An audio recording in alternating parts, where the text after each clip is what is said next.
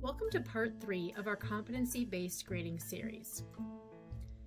Today, we will be looking at grades and learning criteria. As I seek to continue to turn confusion around grading into clarity, we've looked at the purpose of grades in our district, and last week we explored the grade scale. Today, we'll dig into the connection between grades and learning criteria. Do you remember this shape? It's a bell curve, and it's a method of assigning grades. It's based on the belief that for a given group of students, a majority of student scores will fall near the class average, with a smaller number of high grades and failing grades. Have you ever heard of the phrase grading on the curve? A teacher who grades on the curve adjusts student scores after an assignment or at the end of a course, and their goal is to fit their students into this bell curve. Take this class of 12 students. Here are their scores on a recent assessment. If we grade on the curve, then we adjust their scores to fit the bell curve after determining their initial score. So 2%, or one student each, will end up at each end of the curve. Notice the 86% becomes an A.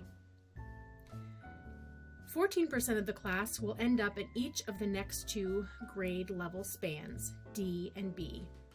That failing grade of 61 miraculously becomes a passing D. And the rest of the students end up with a C, even if their original score was below. This is an example of grade inflation. When we inflate grades on the curve, we are setting students up to struggle and even fail later, when future teachers, colleges, or even employers assume they have proficiency in skills when they actually don't. This happens in reverse too. 12 students, 12 scores on a recent assessment. 2%, or one student each, will end up at each end of the curve. That student who scored a 79%, 1 point away from a traditional B, now failed the assessment. 14% will end up in each of the next two grade levels, B and D respectively. This curve makes a 97% a B. And the rest of the students end up with a C, even if their original score was above a traditional C range. This is an example of grade deflation. When we deflate grades on the curve, we are setting students up to be limited in future opportunities by claiming they are struggling or failing when they actually are proficient. At the very least, we destroy student self-confidence. They know they understand a certain skill or concept, but we tell them through these skewed grades that they didn't. This brings us to today's truth about grading. Grading should always be done using learning criteria, never on the arbitrary curve or based on unrelated criteria. A student's grade should accurately reflect what they did or didn't do. If they demonstrated proficiency, then their grade should reflect that. If they haven't yet demonstrated proficiency, their grade should reflect that. To tell kids who met the goal that they didn't and kids who didn't meet the goal that they did is unfair and doesn't do them any favors. In fact, grading on the curve instead of against learning criteria pits students against one another in a competition for the few rewards, aka the high grades, distributed by the teacher. Under these conditions, students easily see that helping others will threaten their own chances for success, and learning becomes a game of winners and losers, with most students falling into that losing category. Even the winners lose because they never learn how to collaborate, and they spend so much time chasing the high grades that they often don't actually learn the material enough to remember and apply it beyond the test. Imagine you're presented with the following.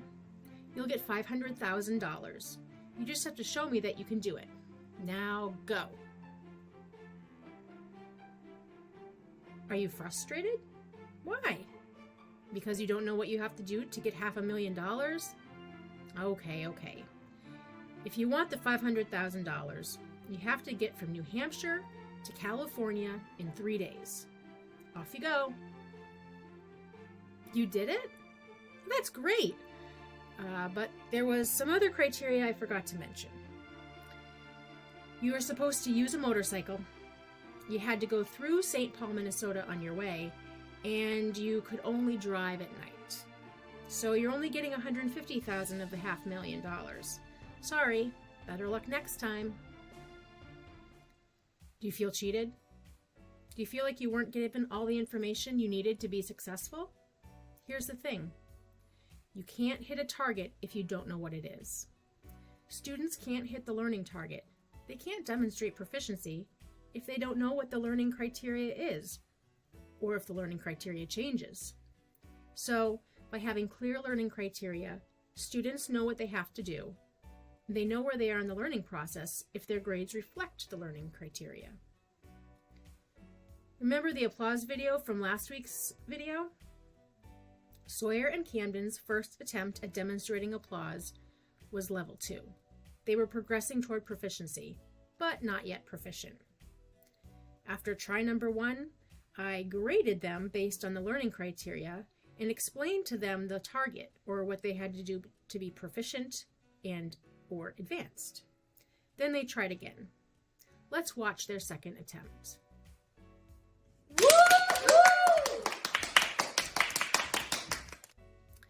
Camden, the clapper on the right, definitely met the criteria for proficient. He certainly was quick and lively and almost dance-like with his up and down hand movements. Sawyer, our other young clapper, met the proficient criteria for volume and tempo as well. And with his crescendos and cheering, he demonstrated advanced proficiency in dynamics. Clear criteria gave Sawyer and Camden a clear target for which to aim. And it's the same with students in a classroom working on academic targets. Grades should be based on these clear indicators of what a student can do, not on an arbitrary bell curve or unknown or changing targets. Learning criteria give students a destination and a roadmap of how to get there. And grades should reflect that learning journey.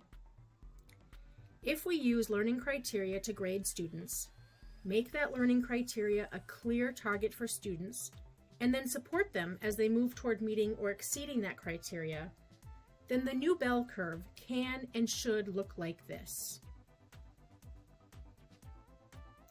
More students should and will meet or exceed the target or competency. That is a school where I'd want my own children to go. And I hope you'd want your children to go to a school that honored fairness and accuracy in grading and supporting students toward achieving success. Thank you again to Camden and Sawyer for starring in another applause video, and I'll see everyone next week for part 4 of our grading series.